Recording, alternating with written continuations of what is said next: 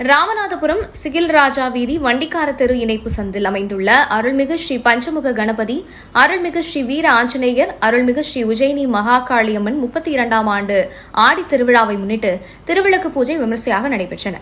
அம்மன் முன்வரிசையாக அமர்ந்திருந்த பெண்கள் 5 முகம் விளக்கேற்றி பக்தி பாடல்களை பாடி விளக்கிற்கு பூக்களால் அர்ச்சனை செய்தனர்.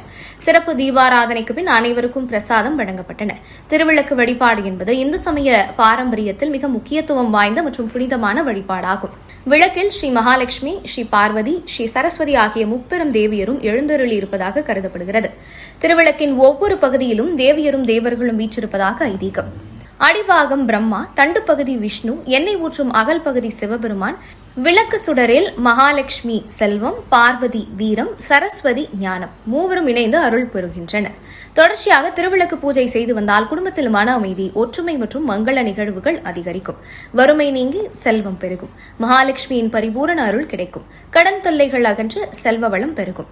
எதிர்மறை ஆற்றல்கள் அகலும். விளக்கேற்றும் போது வெளிப்படும் ஒளியும் நெய், நல்லெண்ணெய் வாசனை மற்றும் மந்திர அதிர்வுகளும் எதிர்மறை ஆற்றல்களை நீக்கி நேர்மறை ஆற்றலை அதிகரிக்கும். சுமங்கலி பெண்கள் திருவிளக்கு பூஜை செய்வதால் தீர்க்க சுமங்கலி பாக்கியமும் குடும்ப சுபீட்சமும் கிடைக்கும். திருவிளக்கை நன்றாக துடைத்து 5 இடங்களில் சந்தனம், குங்குமம் பொட்டு வைக்க வேண்டும். நல்லெண்ணெய் அல்லது நெய் பயன்படுத்த வேண்டும்.